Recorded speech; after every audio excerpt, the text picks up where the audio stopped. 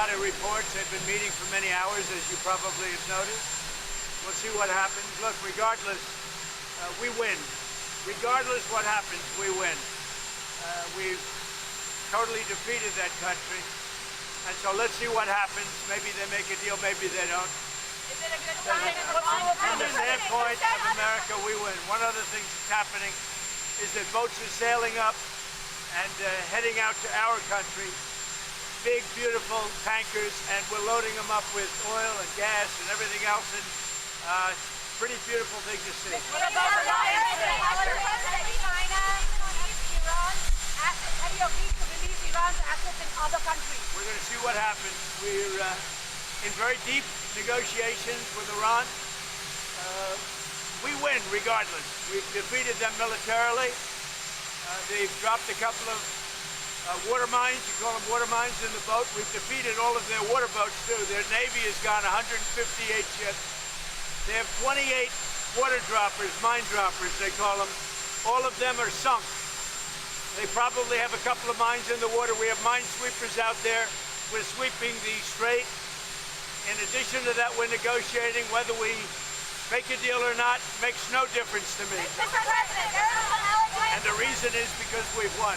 Whether you listen to the fake news or not, you know, it's amazing. Their credibility is down to 13%. The media credibility down to 13%. Think of it.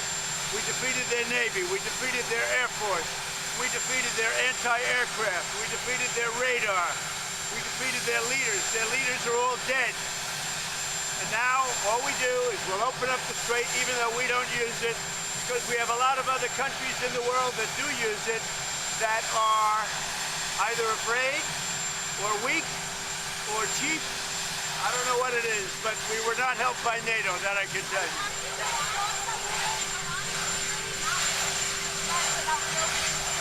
How do you know that? Why do you say that? Why do you say that? You don't know anything. Who are you with? Who are you with?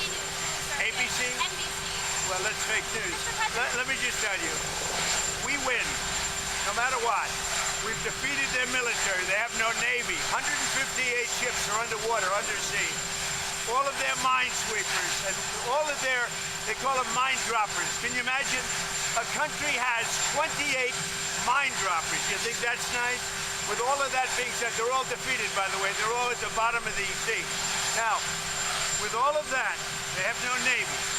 They have no radar. They have no Air Force. Their leaders are all dead. Khomeini is gone. For many years, he ruled. He's gone. With all of that, let's see what happens. But from my standpoint, I don't care.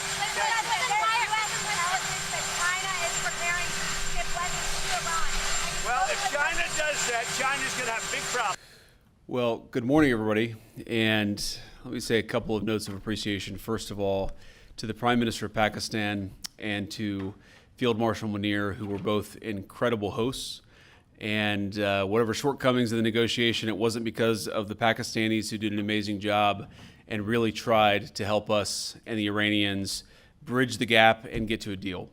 We have been at it now for 21 hours, and we've had a number of substantive discussions with the Iranians. That's the good news.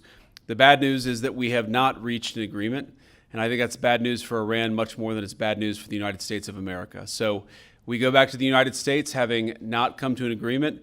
We've made very clear what our red lines are, what things we're willing to accommodate them on, and what things we're not willing to accommodate them on. And we've made that as clear as we possibly could, and they have chosen not to accept our terms. Questions? Sir, Nick Robertson from CNN. Precisely what have they rejected here? Can you help us understand it a little bit? Well, I won't go into all the details because I don't want to negotiate in public after we've negotiated for 21 hours in private.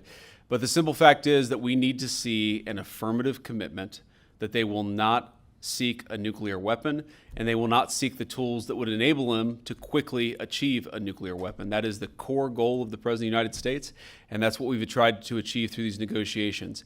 Again, their nuclear program, such as it is, the enrichment facilities that they had before, they've been destroyed. But the simple question is, do we see a fundamental commitment of will for the Iranians not to develop a nuclear weapon, not just now, not just 2 years from now, but for the long term. We haven't seen that yet. We hope that we will. 재미있게 보셨다면 구독, 좋아요, 알림 설정까지 꼭 눌러주세요.